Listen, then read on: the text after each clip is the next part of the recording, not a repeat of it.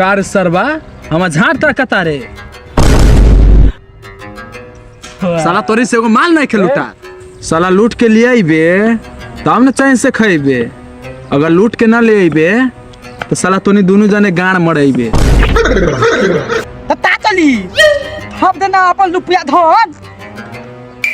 खाता में मुता तो धला ता कहां से लाई लूट के। अच्छा ये सब छोड़ तोहनी के एक मौका और देता नहीं अब तू गाड़ उठा के हमरा लौंड पे ताकता साला तोनी दोनों जने के कहता नहीं कि आज कहीं से पैसा लूट के ना ले आइले ना तो साला तोहनी के अपन चमड़ा वाला के रखिए साला अभी खड़े बारे ताता ने चल जो तल तल साला जो ना साला लूट के ना लेते बाप के लौड़ा खियाए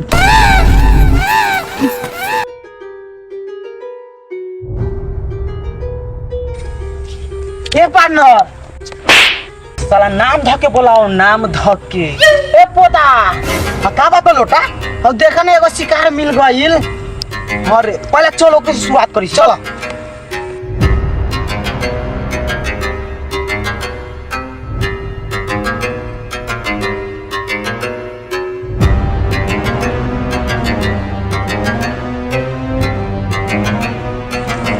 ए साला चल माल निकाल माल चल कौन भाई हट एलंग साला कर अभी पेशाब निकालता नहीं माल नहीं खे निकाला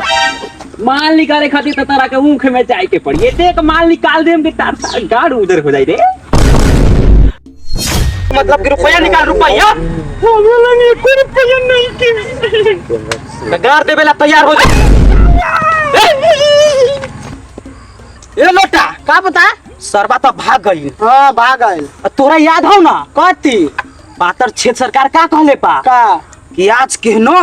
माल लूट के ले जाए के बा ना त सरकार अपन चमड़ा वाला केरा खियाए चमड़ा वाला चलो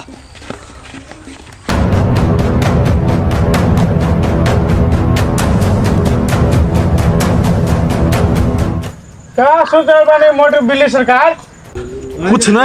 आज हमरा ठोके के मन करता ए वोट भी नहीं सरकार हमरे के ठोकना चल अच्छा के बात साला तोरा न निकाली साला पातर छेद के गार में गेवला निकाल देले हमरो नाम न मोट बिली मोटर बिल्ली सरकार तू सब पाता छेद सब वैसन हाइटे बा ताको दुरुन चलबा बा ना तार ऊ भारत कब्जा कर लेबा आ ऊ साला पिपला भीतर कब्जा करे के चाहता सरकार एक बार मौका दिए हमरा साला के गान में हाथ लगा के पूरा गुंगे सीधे नस खींच ले ठीक बा चलो तोरा देख लेम हम सर और तुम डाले देखे अरे हाँ थोड़ा और डालो साला हमारे यहाँ पे पोस्टिंग कर गए ना बहादुर समझते हो बहुत हम इसमें है यार बहुत तकलीफ में हम तकलीफ में है सर वो सब बात छोड़िए हाँ अरे साला थोड़ा धीरे से मारो इसके नस से मेरा पदार्थ निकल जाता है। अच्छा ठीक है सर उठिए उठिए लीजिए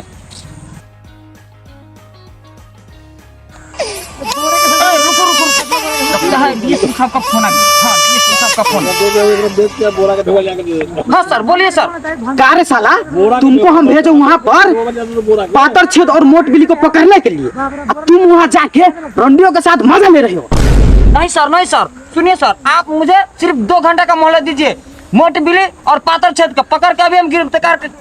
करके आपके सामने लाते हैं सर। अच्छा ठीक है तुम्हारे पास सिर्फ 2 घंटा है जल्दी आओ। ठीक है सर सलाम सर चलो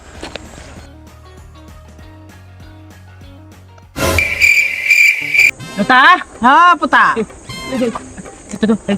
ये तो दो आदमी है ना बता थाल तो इतने हाँ मारे नहीं थे लोग थाल जा तो ली नहीं तो आओ लूट टाइम लूट हाँ हाँ हाँ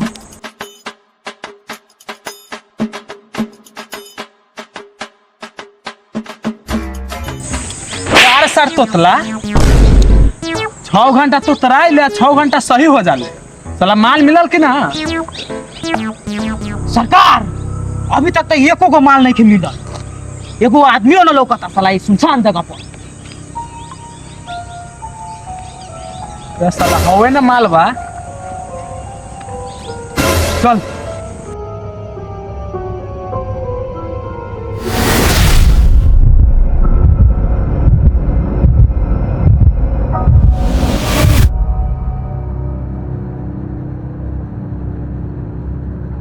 क्या रे सरवा सुनने तू बातों में कब्जा करे ले आज सुनने जरा पिपरा में कब्जा करे लगे। हम सबके लुटेली रुपई, वही से हमार नाम है पातर छेद गुंडाई। कहे के का चाहता रे?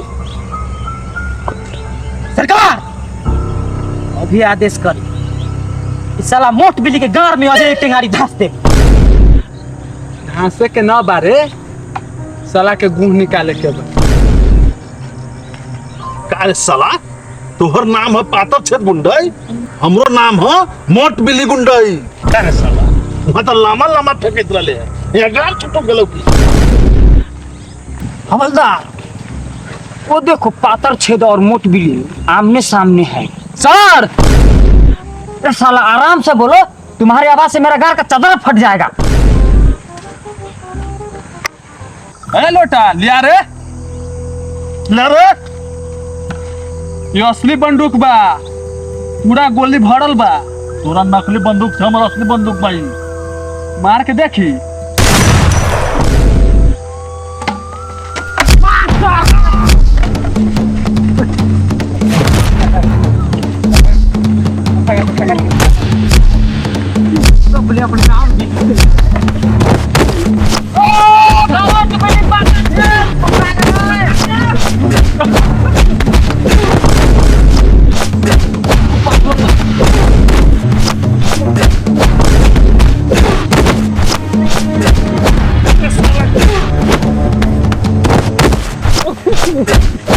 हेलो डीएसपी सर, हमको यहाँ से पोस्टिंग करवाइए। हम इन पातर छेद और मोट बिल्ली के चक्कर में नहीं रहेंगे सर। हमको यहाँ से ट्रांसफर करवाइए सर। अरे बाप रे मार के सारा पूरा फाड़ दिया रे।